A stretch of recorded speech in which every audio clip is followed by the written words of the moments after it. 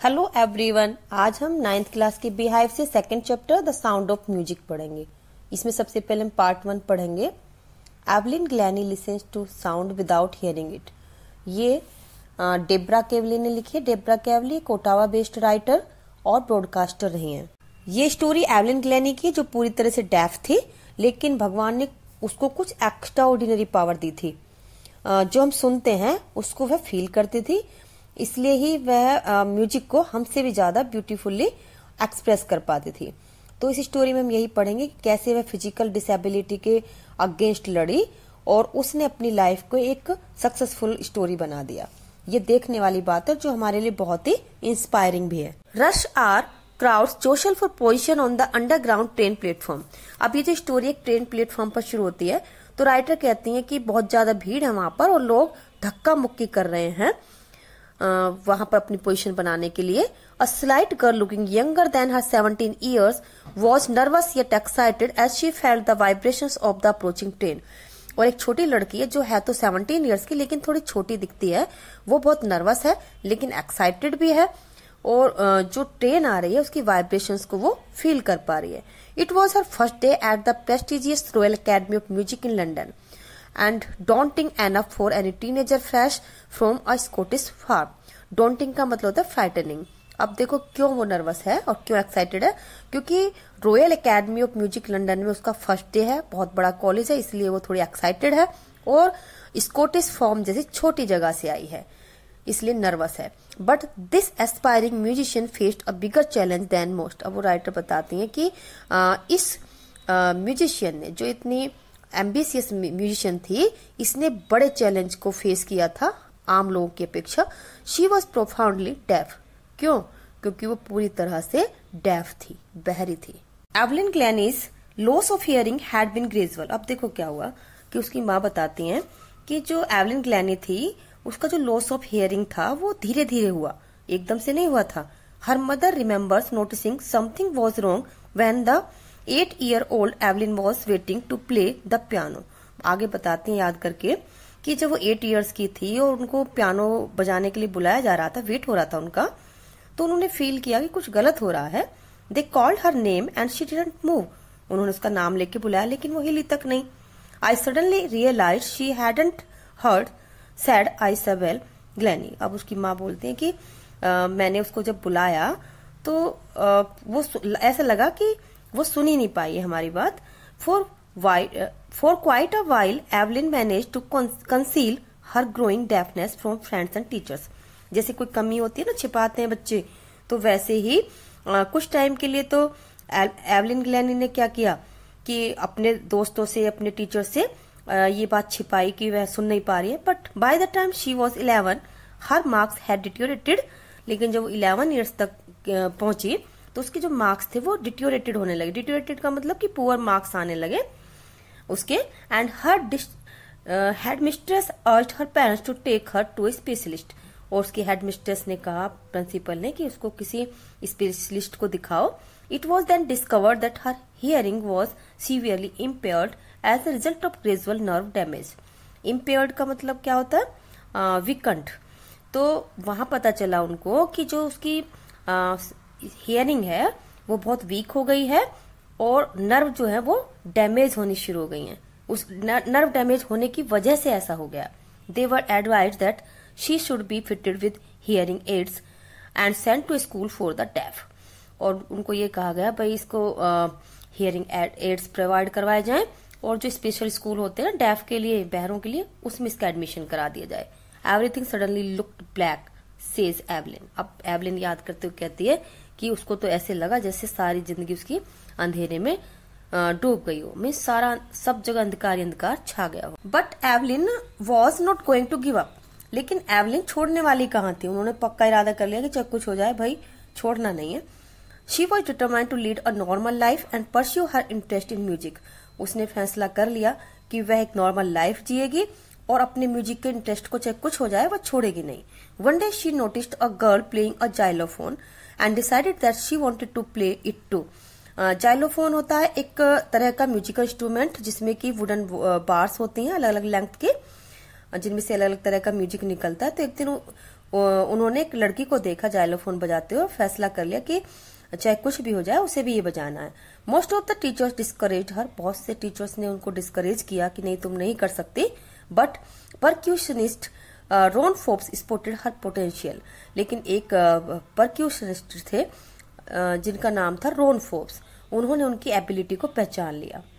He began by turning 2 large drums to different notes. उन्होंने क्या किया, 2 लार्ज ड्रम रख देते थे, अलग अलग नोट वाले, एक हाई नोट एक लो नोट वाले। Don't listen through your years he would say, और कहा करते थे कि इनको अपने ईयर से मत सुनो। Try to sense it some other way, किसी और तरीके से इसको सेंस करने की कोशिश करो। सेज एवलिन, एवलिन बताती हैं ये बात है।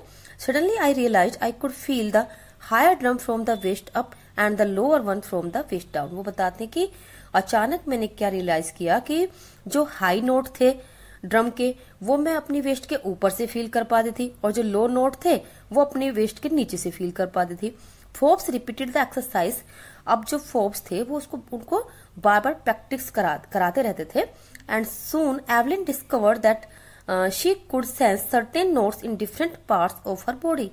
और जो एवलिन थी उन्होंने बॉडी के डिफरेंट पार्ट से उनको जो नोट्स थे हाई नोट्स और लो नोट्स उनको फील करना, उनको सेंस करना शुरू कर दिया। The rest was I had learn to open my mind and body to sounds and vibrations. और मैंने अपने बॉडी और माइंड को जो वो आवाजें होती थी उनको सुनने के लिए खोलना सीख लिया था।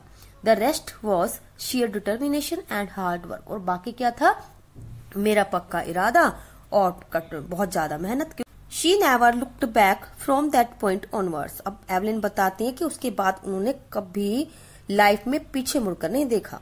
She toured the United Kingdom with a youth orchestra. Youth orchestra का मतलब यंग म्यूजिशियन का एक बैंड। तो मैंने उनके साथ यूनाइटेड किंगडम में मैं उनके साथ गई। And by the time she was 16 she had decided to make music for life. और बताते हैं कि जब मैं 16 ईयर्स की थी तभी मैंने फैसला कर लिया कि अब म्यूजिक ही मेरी लाइफ बनेगा। She audition for the royal academy of music. उन्होंने रॉयल अकेडमी ऑफ म्यूजिक में ऑडिशन दिया and scored one of the highest marks in the history of the academy. और उस अकेडमी की पूरी हिस्ट्री में अब तक सबसे ज्यादा स्कोर में सबसे ज्यादा मार्क्स लाने वाली वो बनी। She gradually moved from orchestral work to solo performances. और अब क्या किया उन्होंने कि जो अब ऑर्केस्ट्रा के साथ जो काम करती थी ना ग्रुप में, उसको छोड़ करके अब वो सोलो परफॉर्मेंस भी देने लगी। सोलो का मतलब कि अकेले परफॉर्मेंस करने लगी। At the end of her 3 years course she had captured most of the top awards. और बताती हैं कि जब 3 साल का मेरा पूरा कोर्स हो गया तो तब तक मैंने जो टॉप अवार्ड्स थे सब बहुत ज्यादा टॉप अवार्ड्स मैंने ले लिए थे। And for all this Evelyn would not accept any hint of heroic achievement. और एवलिन बताती हैं कि मैं इसको बहुत बड़ी अचीवमेंट नहीं मानती थी। If you work hard and know where you are going you will get there. वो कहते हैं कि अगर आप हार्ड वर्क करेंगे और अगर आपको पता है कि आपको कहाँ जाने, गोल आप बना लेंगे तो आप वहां पर पहुंच ही जाएंगे। And she got right to the top. और वह इस तरह टॉप पर पहुंच गई। The world's most sought after multi percussionist with a mastery of some 1000 instrument and hectic international schedule.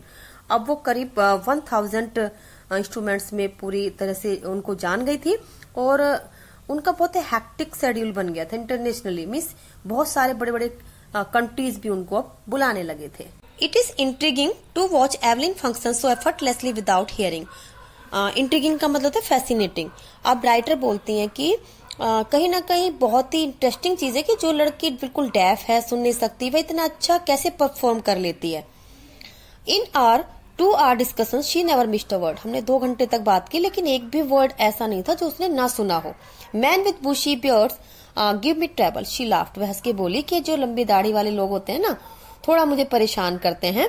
It is not just watching the lips it's the whole face specially the eye. She speaks flawlessly with Scottish lilt. Lilt का मतलब होता है accent. तो वो English बोल रही थी, थोड़ा स्कॉटिश स्टाइल में बोल रही थी। और जो वो बोलती है एवलिन कि जब मैं किसी की बात सुनती हूँ ना तो सुनने के लिए मुझे सिर्फ लिप्स ही नहीं बल्कि पूरा फेस देखना होता है और स्पेशली आईज के ऊपर ध्यान लगाना पड़ता है। My speech is clear because I could hear till I was 11। और आगे बताती हैं कि मेरा जो स्पीच है वो बिल्कुल क्लियर है क्योंकि मैं 11 years तक तो सुन सकती थी। But that doesn't explain how she manage to learn French and master basic Japanese. लेकिन इससे ये बात पता नहीं चलती कि उसने इतनी अच्छी फ्रेंच और जापानीज कैसे सीख ली। As for music she explains it pours in through every part of my body. अब वो कहती हैं एवलिन कि अगर मैं म्यूजिक की बात करूं तो म्यूजिक मेरी बॉडी में हर पार्ट में बसा हुआ है। It tingles in the skin, my cheek bones and even in my hair. और वो बोलती है कि जो म्यूजिक है वो मेरी स्किन में, मेरी चीक भी की बोन्स में, इवन मेरे हेयर में भी सनसनाहट पैदा कर सकता है। When she plays the xylophone, she can sense the sound passing up the stick into her fingertips। अब देखो क्या कहती हैं कि जब मैं जाइलोफोन बजाती हूँ तो जो साउंड होती है म्यूजिक की वो स्टिक से होते हुए मेरी फिंगर टिप्स तक पहुंच जाती है। By leaning against the drums, she can feel the resonances flowing into her body। और आगे बोलते हैं कि जब मैं ड्रम बजाती हूँ तो मैं थोड़ा झुक जाती हूँ। ऐसा करने से क्या होता है कि जो साउंड की गूंज है वो मेरी पूरी बॉडी में फ्लो करती है।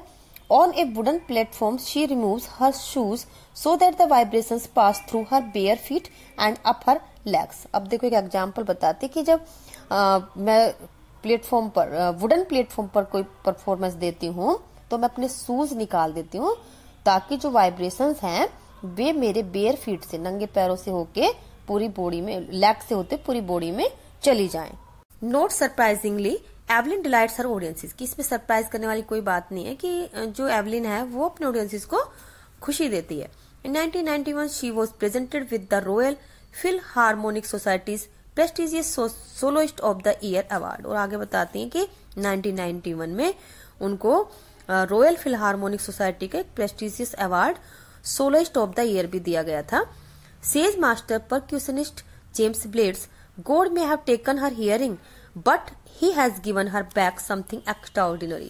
जो एक फेमस ड्रमिस्ट हुए हैं जेम्स ब्लेड्स, वो कहते हैं कि ठीक है भगवान ने उनसे उनकी जो हियरिंग है उसकी शक्ति भले ही खत्म कर दी हो, लेकिन उसके बदले में उनको कुछ एक्स्ट्रा ऑर्डिनरी चीज उन्होंने दी है। What we hear she feels. वो बताते हैं कि जो हम सुन पाते हैं उसको वे फील कर लेती हैं far more deeply than any of us. और हमसे बेहतर तरीके से वो ऐसा करती हैं। That's why she expresses music so beautifully. और यही कारण है कि वो म्यूजिक को हमसे अच्छे तरीके से, बहुत सुंदर ढंग से एक्सप्रेस कर पाती हैं। Evelyn confesses that she is something of a workaholic. Evelyn कहती हैं कि वे कहीं ना कहीं वर्काहोलिक हैं। वर्काहोलिक का मतलब उनको काम करने की लत है। I have just go to work often harder than classical musicians. और वो बोलती है कि मैंने क्लासिकल म्यूजिशियन से भी ज्यादा हार्ड वर्क किया है, but the rewards are enormous. लेकिन उसका फायदा क्या हुआ है कि रिवॉर्ड्स भी उनसे ज्यादा मिले, बहुत ज्यादा मिले हैं। Apart from the regular concerts, Evelyn also gives free concerts in prisons and hospitals. और रेगुलर कंसर्ट के अलावा एवलिन हॉस्पिटल और प्रिजन्स में भी फ्री कंसर्ट करती हैं।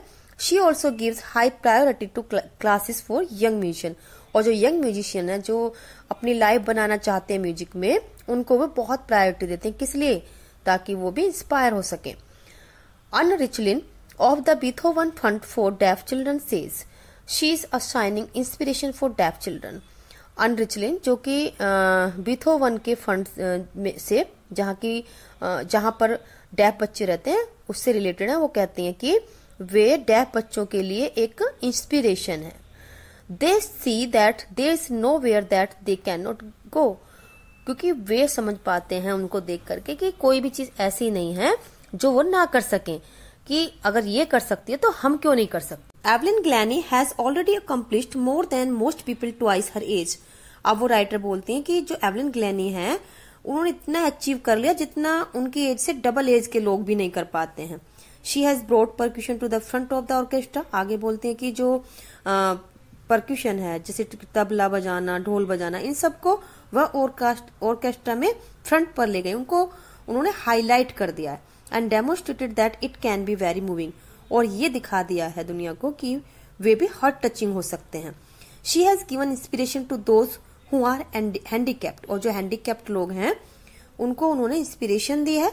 People who look to her and say if she can do it I can. लोग उनको देखते हैं और बोलते हैं कि अगर ये कर सकती हैं तो हम क्यों नहीं कर सकते। And note the list she has given enormous pleasure to millions. और ये बात भी कोई कम नहीं है कि उन्होंने बहुत लोगों को बहुत खुशी दी है। तो students, the lesson ends here, और होप कि आपको भी इंस्पिरेशन मिलेगी कि अगर वो हैंडीकैप्ड होने के बाद इतना कर सकती हैं तो हम तो ठीक ठाक हैं, हम तो बहुत कुछ अचीव कर सकते हैं अपनी लाइफ में। Thanks for watching my video. Soon I'll be here with my new video. Till then, stay safe and have a nice time.